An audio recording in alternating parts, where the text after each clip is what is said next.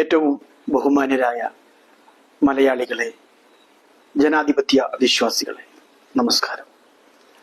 ഞാൻ ഇന്ന് നിങ്ങളുടെ മുമ്പിൽ വളരെ സങ്കടകരമായ ഒരു കാര്യം ചർച്ച ചെയ്യാനാണ് വന്നിരിക്കുന്നത്. കുറച്ച് ദിവസമായി സോഷ്യൽ മീഡിയകളിലൊക്കെ കാണുന്ന ഒരു വല്ലാത്ത, നമ്മുടെ മനസ്സിനെ സങ്കടപ്പെടുത്തുന്ന വലിയ വേദനയും ഭീതിയും നമ്മുടെ മനസ്സിലുണ്ടാക്കുന്ന ഒരു കാഴ്ച. ബംഗ്ലാദേശിലെ മൊമൻസിംഗ് ജില്ലയിലുള്ള 30 വയസ്സുകാരനായ ദീപു ചന്ദ്രദാസ് എന്ന ഒരു മനുഷ്യൻ, അദ്ദേഹത്തിന്റെ വീട്ടിലിരിക്കുമ്പോൾ മാതാവിന്റെ, പിതാവിന്റെ, സഹോദരിമാരുടെ, ഭാര്യയുടെ, പിഞ്ചു കുഞ്ഞിന്റെ കൂടെ ഇരിക്കുമ്പോൾ ഒരു വലിയ ജനക്കൂട്ടം, ഭ്രാന്തൻ ജനക്കൂട്ടം, മത വെറി പിടിച്ച് പാഞ്ഞെടുക്കുന്ന ഒരു വീട്ടിലേക്ക് കടന്നു വന്ന് ഈ ദീപു ചന്ദ്രദാസ് എന്ന് പറയുന്ന മനുഷ്യനെ പിടികൂടി ക്രൂരമായി ആക്രമിച്ച് ഒരു ജനക്കൂട്ടം കൊണ്ടുപോവുകയാണ്. കൊണ്ടുപോയിട്ട് ആ മനുഷ്യന്റെ മേലെ മതനിന്ദ ആരോപിച്ച് അയാളെ ക്രൂരമായി ഒരു ജനക്കൂട്ടം ആക്രമിക്കുന്നു, ഭീകരമായി മർദ്ദിക്കുന്നു. ആ മനുഷ്യൻ പൊട്ടിക്കരഞ്ഞ് പറയുന്നുണ്ട്, ഞാനൊരു തെറ്റും ചെയ്തിട്ടില്ല, ഞാനൊരു തെറ്റും ചെയ്തിട്ടില്ല എന്ന് അദ്ദേഹം നിലവിളിച്ച് പറയുന്നുണ്ട്.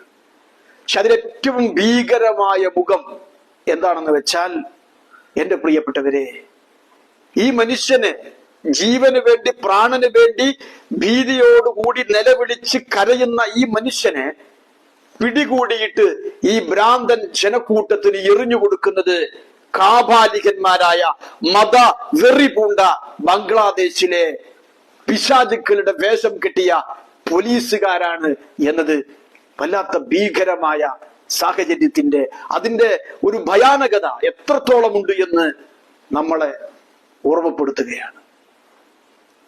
ഇസ്ലാമിക രാജ്യത്ത് ജീവിക്കുന്ന ദിമ്മിയായ അമുസ്ലിമായ മനുഷ്യന് അവന്റെ വിശ്വാസ, ആചാര, അനുഷ്ഠാന, കർമ്മ പദ്ധതികൾ, അവന്റെ മുഴുവൻ മതസ്വാതന്ത്ര്യവും അവന് വകവെച്ചു കൊടുക്കണമെന്നാണ് മതം അനുശാസിക്കുന്നത് കേട്ടോ.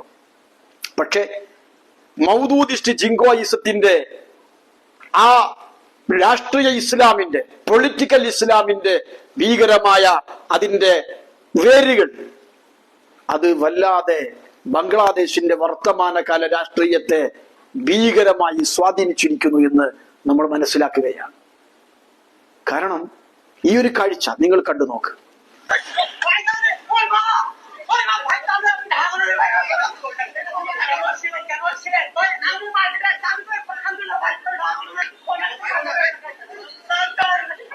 അതായത് പോലീസുകാർ ഈ മനുഷ്യനെ പിടികൂടിയിട്ട്, ഈ മനുഷ്യനെ പോലീസുകാരാണ് നേർക്കുനേരെ ഈ കാബാലിക കൂട്ടത്തിന്റെ കൈകളിലേക്ക് എറിഞ്ഞു കൊടുക്കുന്നത്. ഒരു വല്ലാത്ത അവസ്ഥ. ഈ മനുഷ്യൻ ചെയ്ത തെറ്റെന്താ? ഇദ്ദേഹം മതനിന്ദ നടത്തി എന്നാ പറയുന്നത്. അതേക്കുറിച്ച് അന്വേഷിച്ചു ഗവൺമെന്റ്, ഒന്നും കണ്ടെത്താൻ കഴിഞ്ഞില്ല. ഇദ്ദേഹം ഒരു മതനിന്ദയും നടത്തിയിട്ടില്ല. മറിച്ച് പൊളിറ്റിക്കൽ ഇസ്ലാമിന്റെ സ്വാധീനമാണ് ഇന്നത്തെ ബംഗ്ലാദേശിന്റെ ഈ തരത്തിലുള്ള നരനായാട്ടിലേക്ക് അവരെ എത്തിക്കുന്നത്. അതിന് നേതൃത്വം നൽകുന്ന, ഈ പറയുന്ന നരമേധങ്ങൾക്ക് നേതൃത്വം നൽകിയ ഉസ്മാൻ ഹാദി എന്നു പേരുള്ള ഒരു വർഗീയവാദിയെ, ഒരു മനുഷ്യരൂപമുള്ള ഒരു പിശാചിനെ, അവന്റെ ഭീകരമായ ആഹ്വാനങ്ങൾ അതൊക്കെ സോഷ്യൽ മീഡിയയിൽ നമ്മൾ കണ്ടുകൊണ്ടിരിക്കുന്നതാ. ഈ വർഗീയവാദിയെ, ഈ ഭീകരവാദിയെ, ഈ തീവ്രവാദിയെ ഇവനെ വെടിവെച്ചു കൊന്നു. അജ്ഞാതനാ കൊന്നത് കേട്ടോ. അജ്ഞാതന്മാരിപ്പോ വല്ലാതെ ഇറങ്ങിയിട്ടുണ്ട് ബംഗ്ലാദേശില്. ഇവനെ മാത്രമല്ല, ഇവന്റെ ഇതേ കാഴ്ചപ്പാട് വെച്ച് പുലർത്തിയിരുന്ന മറ്റൊരു തീവ്രവാദിയെ കൂടി ഷൂട്ട് ചെയ്തു എന്നാണ് ഇപ്പൊ കഴിഞ്ഞ ദിവസം നമ്മൾ വാർത്ത കാണുന്നത്. എന്റെ പ്രിയപ്പെട്ടവരെ, ഇത് തമാശയായിട്ട് പറയേണ്ട കാര്യമല്ല.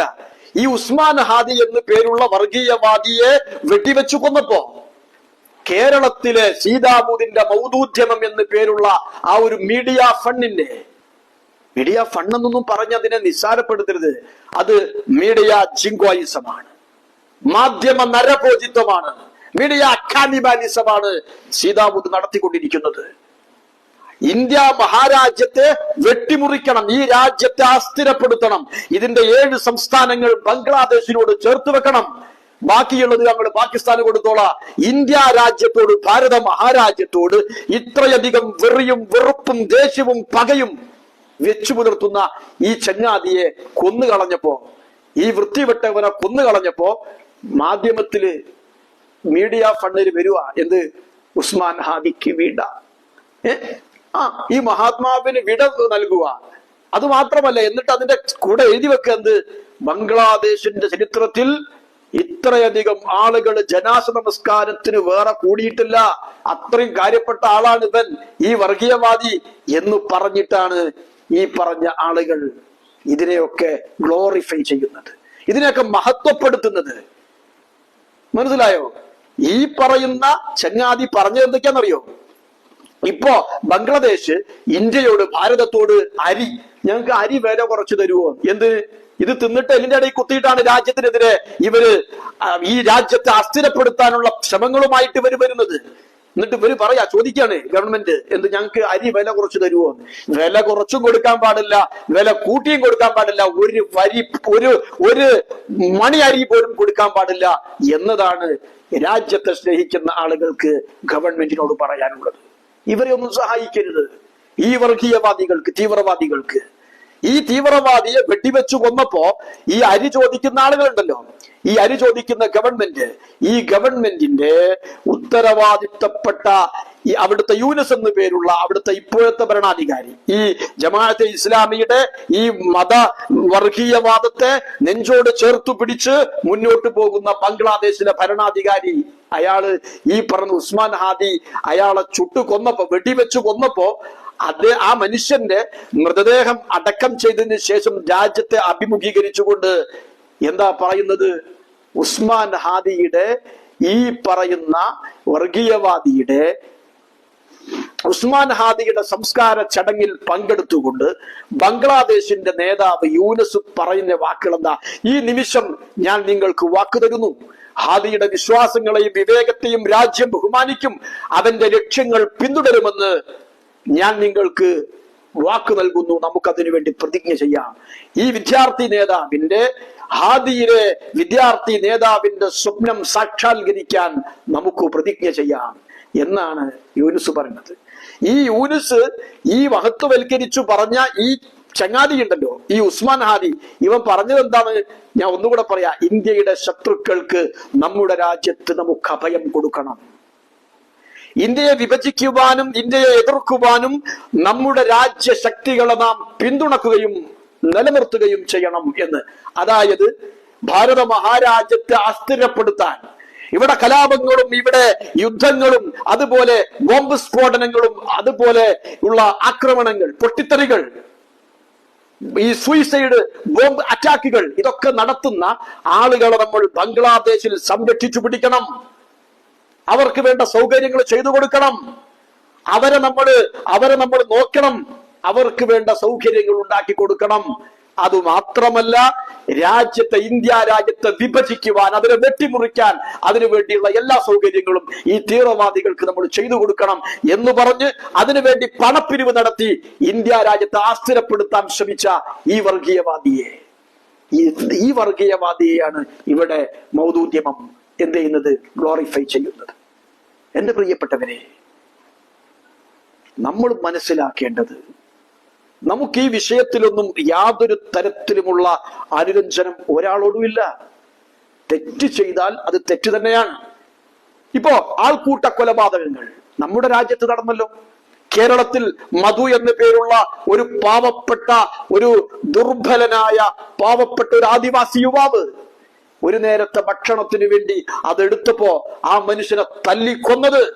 ആ കൂട്ടത്തിൽ ഒരുപാട് ആളുകളില്ലേ, മുസ്ലിം ലീഗിന്റെ ആളുകളില്ലേ, എല്ലാ രാഷ്ട്രീയ പാർട്ടിയിലുള്ള ആളുകളും അതിലുണ്ട്. പക്ഷേ അതൊന്നും എന്തായില്ല, ഒരു വർഗീയപരമായ ഒരു കാഴ്ചപ്പാടിലേക്ക് അതിനെ കൊണ്ടുപോയില്ല. അതുപോലെ കേരളത്തിൽ ഒരു ജില്ലയിൽ, ഞാൻ കൃത്യമായി പറയുന്നില്ല, ഒരു മനുഷ്യനെ കുറെ ആളുകൾ ചേർന്ന് അടിച്ചു കൊന്നു. അന്നും എന്തായില്ല, മതം അവിടെ വിഷയമായില്ല.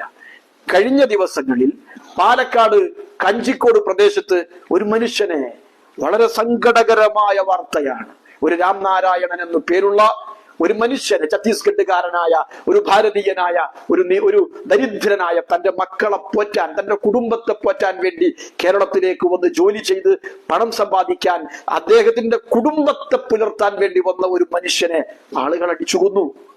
ആ സമയത്ത് എന്താ, അതാ BJP-ക്കാർ RSS കൊന്നു. ഒറ്റടിക്ക് അത് എല്ലാ പത്രമാധ്യമങ്ങളിലും. എന്താ പ്രിയപ്പെട്ടവരെ, ആ വിഷയത്തിൽ കഴിഞ്ഞ ദിവസം MT രമേശ് ജി BJP-യുടെ സമുന്നതനായ നേതാവാണ്. അദ്ദേഹത്തോട് പത്രക്കാർ പറഞ്ഞു, പാലക്കാട് ആളെ കൊന്നല്ലോ, അത് ഹത്യയാണ്, അത് ഹത്യയാണ്, ചെയ്യാൻ പാടില്ലാത്തതാണ്, BJP-ക്കാർ അതിൽ പ്രതികളുടെ ക്രിമിനലുകളാണ്, അത് ചെയ്തതിൽ BJP-ക്കാരുണ്ടെങ്കിൽ അവർ ക്രിമിനലുകളാണ്, അവര് അറസ്റ്റ് ചെയ്യപ്പെടട്ടെ, അവരതിന്റെ ശിക്ഷ ഏറ്റുവാങ്ങേണ്ടി വരും. ഇതാണ് നേതൃത്വം. ഇങ്ങനെയാണ് നേതാക്കന്മാർ പറയേണ്ടത്. തെറ്റാര് ചെയ്താലും ഈ പറയുന്ന ആക്രമികളിൽ എല്ലാ പാർട്ടിക്കാരും ഉണ്ട്. പക്ഷേ അതൊക്കെ മറച്ചു പിടിച്ചിട്ട് BJP-ക്കാർ അങ്ങനെ ചെയ്തു, BJP-ക്കാർ ഇങ്ങനെ ചെയ്തു എന്ന് പറഞ്ഞ് പ്രചരിപ്പിക്കുന്നവർ, ഹത്യ ആര് ചെയ്താലും കൊടും ഹത്യയാണ്. അതിനെ ന്യായീകരിക്കാൻ നമുക്കാർക്കും കഴിയില്ല. ഞാൻ പറഞ്ഞു വന്നതിന്റെ ആകത്തുക, തിന്മയെ നമ്മൾ തിന്മയായി തന്നെ എതിർക്കണം. അതിനെ ന്യായീകരിക്കുവാനും അത് നമ്മളാളല്ലേ, നമ്മളാളുകളല്ലേ എന്ന് പറഞ്ഞ് അതിനെ മോഡിഫൈ ചെയ്ത്, അതിനെ ഗ്ലോറിഫൈ ചെയ്ത്, അതിനെ പറഞ്ഞു നന്നാക്കി അനുകൂലമായി നിലകൊള്ളാൻ ഞാൻ ഒരിക്കലും അതിന് സന്നദ്ധനാകില്ല. അപ്പോ എന്റെ പ്രിയപ്പെട്ടവരെ, ഞാൻ എന്റെ പ്രധാന വിഷയത്തിലേക്ക് തന്നെ തിരിച്ചു വരുന്നു. ഈ പറയുന്ന ബംഗ്ലാദേശിന്റെ കാഴ്ചപ്പാട്, ബംഗ്ലാദേശിന്റെ ഇന്നത്തെ നേതാവ് യൂനുസ് പറഞ്ഞത് ഒരുപാട് കടത്തി പറയുന്നുണ്ട് അയാള്. ഈ നിമിഷം ഞാൻ നിങ്ങൾക്ക് വാക്കു തരുന്നു, ഹാദിയുടെ വിശ്വാസങ്ങളെയും വിവേകത്തെയും രാജ്യം ബഹുമാനിക്കും, അവന്റെ ലക്ഷ്യങ്ങൾ പിന്തുടരുമെന്ന് നമുക്ക് പ്രതിജ്ഞ ചെയ്യാം. ഉസ്മാൻ ഹാദിയിലെ വിദ്യാർത്ഥി നേതാവിന്റെ സ്വപ്നം സാക്ഷാത്കരിക്കാൻ നമുക്ക് പ്രതിജ്ഞ ചെയ്യാം എന്ന് പറഞ്ഞിട്ട് അയാൾ പറയാ, വിദ്യാർത്ഥികൾ എന്ന നിലയിൽ നിങ്ങൾ പറഞ്ഞ കാര്യങ്ങൾ ഞങ്ങൾ നിറവേറ്റുക തന്നെ ചെയ്യും, അത് ഉറപ്പു തരാനാണ് ഞാൻ ഇവിടെയുള്ളത്. എന്താ വിദ്യാർത്ഥികൾ എന്ന നിലയിൽ അവർ പറഞ്ഞത്? ഈ രാജ്യത്തെ വെട്ടിമുറിക്കും, ഇന്ത്യയെ തകർക്കും, ഇന്ത്യക്കെതിരിൽ യുദ്ധം ചെയ്യാൻ വരുന്ന ടെററിസ്റ്റുകൾക്ക്, തീവ്രവാദികൾക്ക്, നുഴഞ്ഞുകയറ്റക്കാർക്ക്, രാജ്യം അസ്ഥിരപ്പെടുത്താൻ ശ്രമിക്കുന്ന തീവ്രവാദികൾക്ക് വേണ്ടുന്ന സുഖ സൗകര്യങ്ങൾ, അവർക്ക് വേണ്ടുന്ന എല്ലാ കാര്യങ്ങളും ബംഗ്ലാദേശ് ഒരുക്കി കൊടുക്കും. അതാണ് ഈ വിദ്യാർത്ഥി എന്ന് പറയുന്ന ഈ തീവ്രവാദികളുടെ ആവശ്യം. എന്നിട്ടോ നിങ്ങളുടെ വിദ്യാർത്ഥികൾ എന്ന അവകാശം ഈ രാജ്യങ്ങളുടെ അസംബ്ലിയിലേക്ക് കൊണ്ടുപോകാൻ ഞാൻ ഉദ്ദേശിക്കുന്നു. നമ്മളെ സഹായിക്കാൻ പല രാജ്യങ്ങളും തയ്യാറാണ്. നമ്മുടെ രാഷ്ട്രം തീരുമാനിക്കണം ആരാണ് നമ്മുടെ മിത്രം, ആരാണ് നമ്മുടെ ശത്രു. അങ്ങനെ വിപരീത രാജ്യം ഏതാണെന്ന് നമ്മുടെ രാജ്യം നമ്മൾ തീരുമാനിക്കണം. നമ്മൾ തീരുമാനിച്ചല്ലോ അല്ലേ എന്നും പറഞ്ഞ് ഈ ആളുകൾക്ക്, ഈ ആൾക്കൂട്ട കൊലപാതകികൾക്ക്, ഈ മത തീവ്രവാദം തലക്ക് പിടിച്ചു മസ്തിഷ്ക പ്രക്ഷാളനം സംഭവിച്ച ഈ ആൾക്കൂട്ടത്തിന് എരുതിയിൽ എണ്ണ ഒഴിച്ചു കൊടുക്കുന്ന ഒരു നേതാവ്. ആ പറയുന്ന ആളുകൾക്കാണ് അരി വേണം, ഭക്ഷണം വേണം, ഞങ്ങൾക്ക് പകുതി വിലക്ക് തരുവോ എന്ന് ചോദിക്കുന്നത്. അവർക്കൊക്കെ അരിയും അതുപോലെ ഗോതമ്പും മലരും കൊടുത്ത് അവരെയൊക്കെ ഈ രാജ്യത്തിനെതിരിൽ ശക്തിപ്പെടുത്തി ഈ രാജ്യത്തെ അസ്ഥിരപ്പെടുത്താൻ ശ്രമിക്കുന്ന ആളുകളെ നമ്മൾ സഹായിക്കേണ്ടതുണ്ടോ എന്ന് രാജ്യം ഗൗരവമായി ആലോചിക്കണം. അതുകൊണ്ട് ഞാൻ അവസാനിപ്പിക്കുന്നു.